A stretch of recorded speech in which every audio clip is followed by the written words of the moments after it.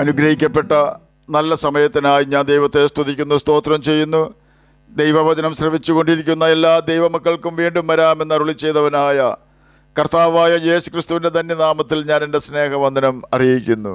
ഇന്നത്തെ അല്പസമയത്തെ ചിന്തയ്ക്കായി ലൂക്കോസ് എഴുതിയ സുവിശേഷം 18-ാം അധ്യായം 18-ാം വാക്യം നമുക്ക് വായിക്കാം. ഒരു പ്രമാണി അവനോട്, നല്ല ഗുരു, ഞാൻ നിത്യജീവൻ അവകാശമാക്കേണ്ടതിന് എന്ത് ചെയ്യണമെന്ന് ചോദിച്ചു.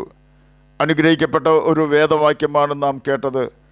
മരണത്തിന് ശേഷമുള്ള ജീവിതത്തെക്കുറിച്ച് അനേകം മതങ്ങൾക്കും അറിവുണ്ടെങ്കിലും മരണശേഷം ഒരു ന്യായവിധി ഉണ്ടെന്നും ആ ന്യായവിധിക്ക് ശേഷം നിത്യജീവിതത്തിനായി 2 സ്ഥലങ്ങളുണ്ടെന്നും അതിൽ ഒരു സ്ഥലം ന്യായവിധിയിൽ കുറ്റക്കാരായി തീരുന്ന വ്യക്തികൾക്ക് വസിക്കുവാനുള്ള യാതന സ്ഥലമാണെന്നും മറ്റൊന്ന് ന്യായവിധിയിൽ ജയിക്കുന്ന വ്യക്തികൾക്ക് താമസിക്കുവാനുള്ള സ്വർഗരാജ്യമാണെന്നും വ്യക്തമായി പഠിപ്പിക്കുന്നത് ബൈബിൾ മാത്രമാണ്.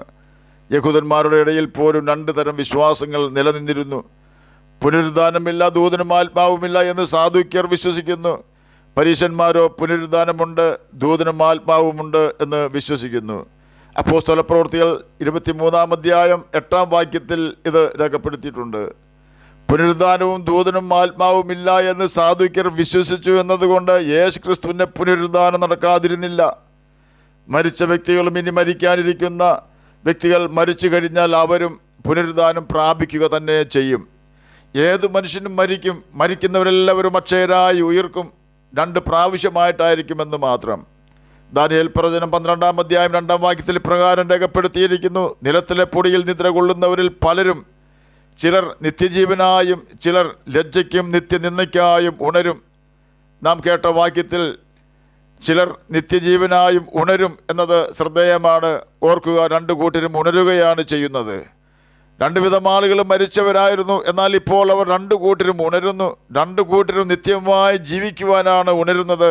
2 കൂട്ടം ആളുകളും ഈ ഭൂമിയിൽ ജനിച്ച് ജീവിച്ച് മരിച്ചവരായിരുന്നു.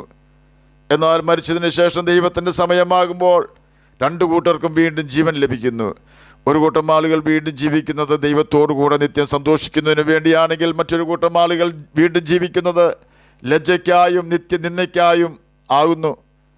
ദൈവത്തോടു കൂടെ സന്തോഷിക്കുന്നതിനായി ഉയർക്കുന്നവർക്ക് സ്വർഗരാജ്യത്തിലേക്ക് സ്വീകരണം ലഭിക്കുമ്പോൾ നിത്യലജ്ജയ്ക്കായി വീണ്ടും ജീവിക്കുന്ന വ്യക്തികൾക്ക് പ്രവേശനം ലഭിക്കുന്നത് പിശാചിനും അവൻ്റെ ദൂതന്മാർക്കും ഒരുക്കിയിരിക്കുന്ന ഗന്ധകം കത്തുന്ന തീ പൊയ്കയിലേക്കാണ്. ലൂക്കോസ് എഴുതിയ സുവിശേഷം 18-ാം അധ്യായം 18-ാം വാക്യത്തിൽ നാം കേട്ടതുപോലെ ഒരു പ്രമാണി യേശുവിനോട് ചോദിക്കുകയാണ്, ഞാൻ ദൈവത്തോടു കൂടെ സന്തോഷിക്കുവാൻ കഴിയുന്ന നിത്യജീവനെ പ്രാപിക്കുവാൻ എന്ത് ചെയ്യണം എന്ന്. ഈ വ്യക്തി ഒരു പ്രമാണിയാണ്.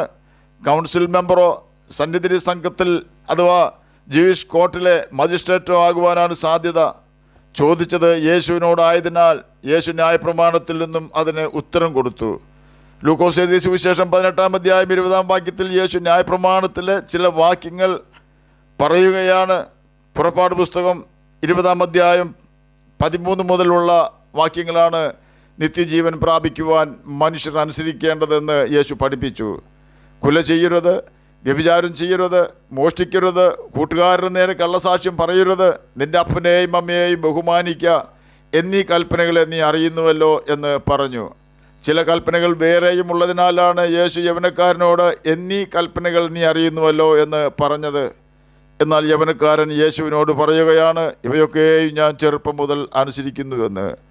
യേശു അതിന് കൊടുത്ത മറുപടി പ്രകാരമായിരുന്നു, ഇനി ഒരു കുറവ് നിനക്കുണ്ട്. നിനക്കുള്ളതൊക്കെയും വിറ്റ് പകുത്തു കൊടുക്കുക, എന്നാൽ സ്വർഗത്തിൽ നിനക്ക് നിക്ഷേപമുണ്ടാകും. പിന്നെ വന്ന് എന്നെ അനുഗമിക്കുക എന്ന് പറഞ്ഞു.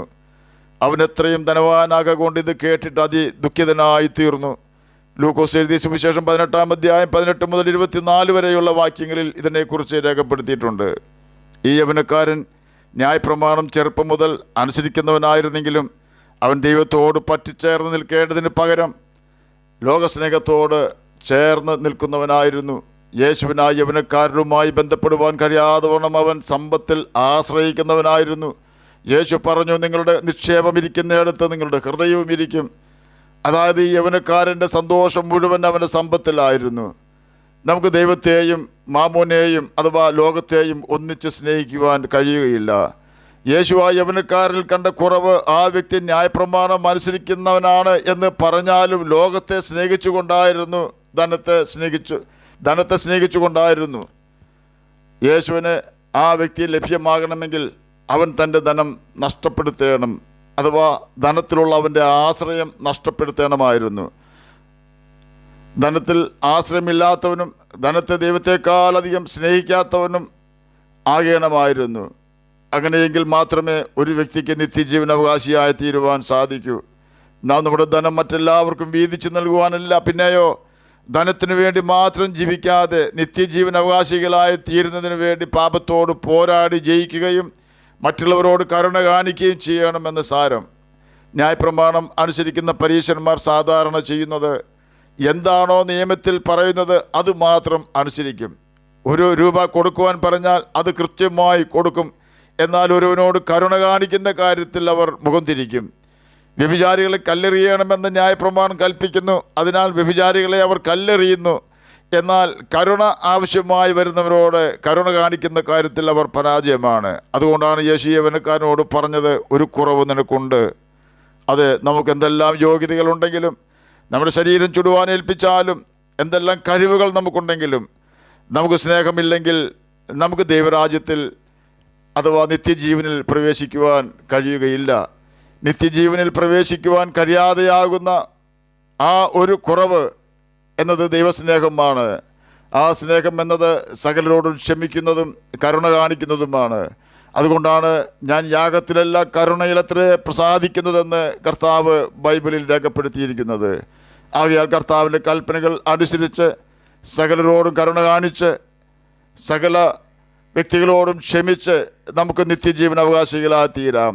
അതിന് കർത്താവ് നമ്മെ സഹായിക്കട്ടെ എന്ന് പ്രാർത്ഥിച്ചുകൊണ്ട് ഞാൻ എൻ്റെ വാക്കുകളിൽ നിന്നും വിരമിക്കുന്നു. നമുക്ക് പ്രാർത്ഥിക്കാം. ഞങ്ങളെ സ്നേഹിക്കുന്ന സ്വർഗീയ പിതാവേ, നല്ല വചനത്തിനായി ഇങ്ങനെ സ്തുതിക്കുന്നു, സ്തോത്രം ചെയ്യുന്നു.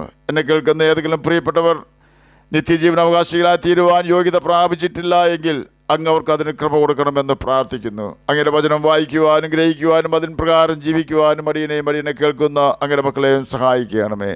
പ്രാർത്ഥന കേട്ടതിനായി സ്തോത്രം. യേശുവിൻ്റെ നാമത്തിൽ തന്നെ ആമേൻ. കർത്താവ് എല്ലാവരെയും അനുഗ്രഹിക്കട്ടെ. സ്തോത്രം.